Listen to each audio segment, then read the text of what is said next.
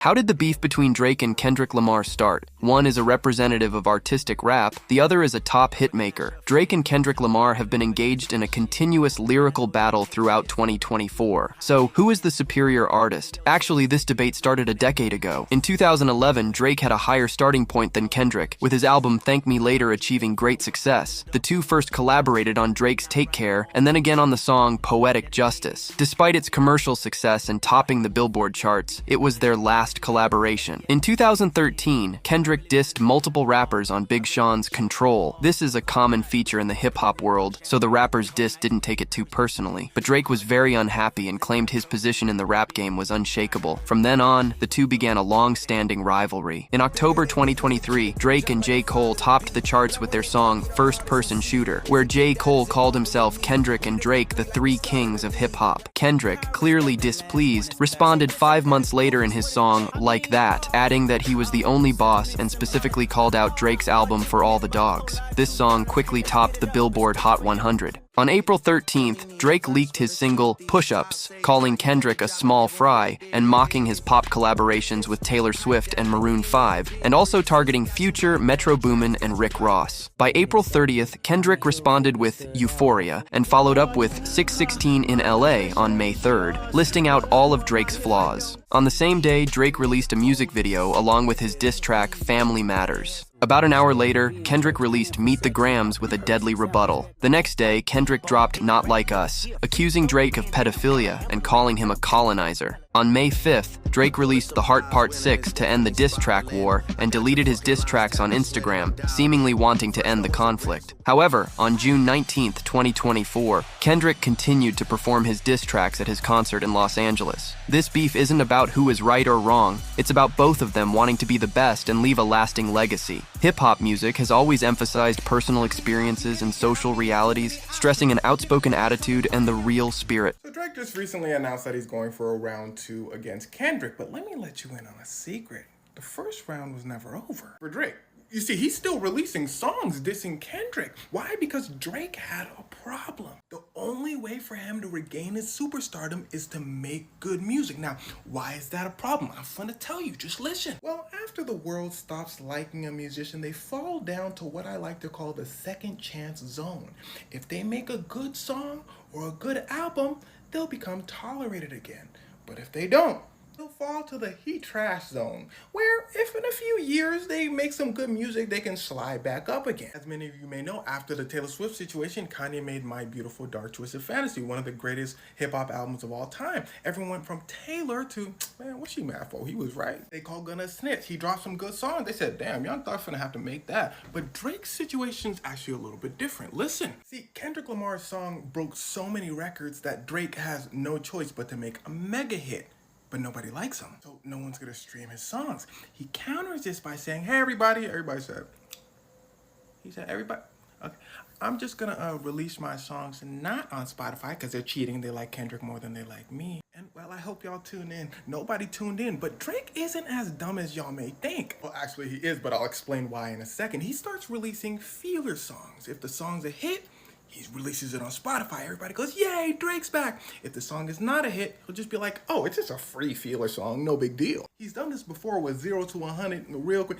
I believe Hotline Bling and like a few other songs. Now here's where it starts to get wicked. Since Not Like Us has been released, Drake has dropped a total of around 14 songs with the likes of Lotto, 21 Savage, Camila Cabello, Playboi Carti, and you probably haven't heard the song.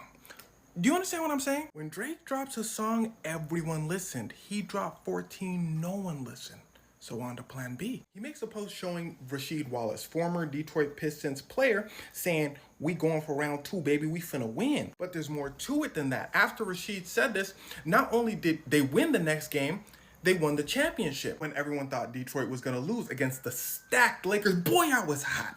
But I digress. So Drake is basically saying he's the underdog and he's gonna come back and win. Also, Kendrick is from Los Angeles, you know, it makes sense. And what better way to get people to listen to his songs than saying, hey, I'm finna start round 2 against Kendrick. But here's where Drake messed up. What he doesn't understand is this isn't a rap battle. Like I explained in my Not Like Us video somewhere down there, to Kendrick, Drake is everything wrong with hip hop. So ruining Drake's life was a way to set things right. Bring balance back to the universe. So for all Drake knows, he can make this round 2 announcement, release a diss song, say, Kendrick, what now? And Kendrick could say nothing. And that would be embarrassing. In fact, Kendrick's friend came out and said, they're leaving the Canadian Drake alone. So he finna just be dissing the air. Drake's friends told him, why don't you take a break from music and make people miss you? You can't tell Drake things in a bad way or he'll get mad. How do I know this? He allegedly removed Lil Yachty, his close friend, from a song for saying, Not Like Us was great. I could be wrong about all this though. I don't know him. Anyway, his response to his friends was, I got a plan. His therapist then quits on him. How do I know this? This man finna sit here and say, Kendrick Lamar told me to go see a therapist, but joke's on him. She quit on me because I won't let the Kendrick thing go. And I keep talking about women. This man said it as a flex. So what you can expect now is for Drake to release a super long album with a bunch of hits. And he might find 1 or 2, but I don't think he's gonna reach the same levels of stardom he once had. What you can expect from Kendrick is a really good album to save the state of hip hop in his eyes. But Kendrick might throw in a Drake diss or 2 because Kendrick is very unpredictable. Now, show of hands of who else is tired of this beef. I know, me too. Drake, leave him alone. If you have been wondering what the hell is going on between Kendrick Lamar and Drake, I got you. I'm gonna break it down for you in like a couple minutes. In 2011, Drake drops his probably best album, Take Care. He has a feature with Kendrick on that album titled Buried Alive. But at the time, Kendrick was very up and coming and Drake was on his second album. In 2012, Drake would go on to ask Kendrick and A$AP Rocky, who he now also has beef with, to be his opening acts on tour. In 2013, Kendrick is featured on the song Control with Big Sean, where he calls out a lot of the big names in rap and pretty much says, hey, I got a lot of love for y'all, but I'm trying to unalive y'all. And Drake and Big Sean were 2 of the names that he calls out. Later that year, Kendrick comes for Drake again at the BET Awards Cypher, where he says, nothing's been the same since they dropped Control, and tucked a sensitive rapper back into his pajama clothes, and then also calls Drake a fake. In October 2023, Drake and J. Cole link up for the song called First Shooter. In J. Cole's verse, J. Cole says, I love when they argue who's the hardest MC. Is it K.Dot? Is it Aubrey? Or is it me? And if you didn't know, K.Dot was Kendrick Lamar's original stage name before he was Kendrick Lamar. J. Cole also says, we the big 3 like we started the league. In March of this year, Kendrick is featured on a song called Like That with Future and Metro Boomin, where he says, MFing big 3, it's just me. Basically saying, big 3 who? In April, Drake would go on to release his first diss track called Push Ups. In the song, he basically clowns Kendrick for being 5'5". He also brings up Lamar's previous record label, Top Dog, saying, Top Dog told you drop and give me 50 like it's push-ups, but what he's referring to is like 50% of all of his earnings go to the label. Drake drops another diss track called Taylor Made Freestyle. In the song, he suggests that Kendrick is likely waiting for Taylor's new album to drop so that he could then drop his diss track. Now, if y'all remember, Kendrick's first #1 was actually featuring on Taylor Swift's Bad Blood, and Drake suggests that Taylor is basically Kendrick's new top dog. Kendrick hits back with the song called Euphoria. In it, he calls out Drake's alleged plastic surgery. He comes for Drake's skin color, asking how many more black features do you need to feel black enough? And he also calls out Drake and his label, saying that they submitted a cease and desist to try to get the song Like That Kendrick originally made off the radio. Just yesterday, Kendrick then drops a response. In the song, he asks Drake if he's ever considered that someone on Drake's label OVO is working for him. And he also calls out Drake for paying to get info on Kendrick. The same day, Drake comes out with the song called Family Matters. He calls out Kendrick for being a fake activist. He also questions why Kendrick would call him out on his skin color when his long-term partner is a mixed queen. And Drake is mixed too. He also alleges that Kendrick has hit his partner, asking, when you hit a girl, is it self-defense because she's taller than you? Saying that Kendrick had to hire a crisis management team after finding out about her infidelity and hitting her. And literally just minutes later, Kendrick responds with a song called Meet the Grams, where he does 4 different verses. One is addressed to Adonis, Drake's son. One is addressed to Sandra, Drake's mom. One is addressed to Drake. And another verse is addressed to this baby girl who is 11 years old, who is allegedly also Drake's daughter, who he never sees, has never spoken publicly about. He calls out Drake for allegedly having offenders of the Nicki Minaj's husband type on payroll. It is brutal. He calls Drake a deadbeat, an alcoholic, a user of substances. He tells Adonis, don't cut corners like your daddy did, F.O. Zempic. And in addressing that daughter that Drake has never spoken about, he says that instead of being with her on her 11th birthday, Drake is out in Turks and Caicos paying for physical activity with women. Oh, and he also calls out Drake for hiding other children besides those 2. And that is all the beef we have so far. I'm here for it. I can't wait to see what comes next. But also, can we just talk about how every time Drake gets into beef with someone, he gains another love child? What is the drama between Kendrick Lamar and Drake? What started as a single lyric turned into hip-hop's biggest showdown. Kendrick Lamar and Drake, two of rap's biggest icons, have been feuding for years. It all kicked off when Lamar dropped a verse on Like That, calling out Drake. What followed was a brutal back and forth of diss tracks exposing personal secrets, family drama, and allegations that shook the industry. One critic called Lamar's Not Like Us the diss track to end all diss tracks, a career-defining moment that even made it to his Super Bowl performance. Drake, on the other hand, wasn't taking lyrical shots. He took legal action. He sued Universal Music Group, claiming they prioritized profits over his safety, forcing him to pull his young son from school due to threats. The tension has been simmering for years, but this was war. With both rappers refusing to back down, fans are left wondering, was this a game-changing moment for hip-hop, or the final chapter in Drake's reign? For the full story, visit thetimes.com. Control verse. Kendrick did a verse in a song on, it was actually a Big Sean song. Big Sean is a rapper, sir. These are, I just want to, all of these are just names, and I want to make sure that we're all up to speed. So he did a verse on a Big Sean song called Control, but it blew up so much, it became Kendrick's verse. It became the Control verse, which is crazy. And in that verse, he went at everybody. He called people out by name, you know? And he said, I got love for you all, but I'm trying to murder you. I'm trying to make sure that your fans don't even love you anymore. They love me so much. I'm coming for the crown. I'm coming for everything, right? And just about everybody thought that it was actually pretty dope. It was actually like, okay, hip hop as a sport, like hip hop as, you know, a fun thing, a contest to see who's actually the best, because everybody calls themselves the best on every song. Eventually, someone has to be the best. You know, every rapper believes that they're the best, and they say so in their music. A lot like how one city will have several First Baptist churches.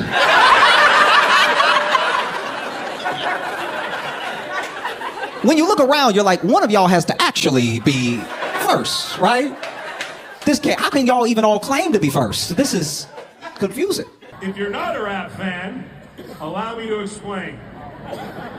There are two very famous rappers in Drake and Kendrick Lamar, and they're in a fight right now. They're in a big fight with each other. And the way rappers fight with each other is they write mean rhymes about each other. Which is an objectively funny way to fight with another person. Is to write really mean rhymes about that person. But so it started slow. I'll walk you through the whole thing. It started with Drake, and he made a song about the other guy where he was like, "You're not as successful as I am." Starting slow. And everyone's like, "What's the other guy gonna say? What's his retort gonna be to that?" And again, it started slow. Kendrick, the other guy, he came back, and he was like, "I hate the way you dress, man." That was his thing. He was like, I don't like how you dress, dude." Which would suck. I wouldn't like that. I once had Joan Rivers' daughter tweet that she didn't like my outfit, and it hurt. Kendrick, he was like, after You Don't Dress Good, he came back and he said to Drake, "You're a bad father and you should be a registered sex offender." Exactly. You could see Drake was not expecting that either. That changed the tone of the whole conversation pretty dramatically. Drake was caught off guard. And then he started writing raps, and his raps were like defensive now all of a sudden. Which is a funny thing to hear. You don't hear defensive rapping that often. Rapping's usually pretty aggressive. You don't hear rap that's like, "I am a good father." I should not be a registered sex offender. Drake, Kendrick beef. Who you got winning? Who's up? You approve or you disapprove? I approve of the beef. I always approve of rap battles. That's the essence of the game. It goes back to, Busy B and Kumo D, and even further than that. It's part of the game, as long as it doesn't get physical, because that's not rap. When it get physical, that's just street crime. So as long as it stay on wax, it's a beautiful thing. I think Kendrick is up. He's landed the more hard and effective punches, so to speak. But that don't mean Drake can't get off the canvas. So if I was Kendrick, I'd stay cocked and loaded, ready for whatever's coming.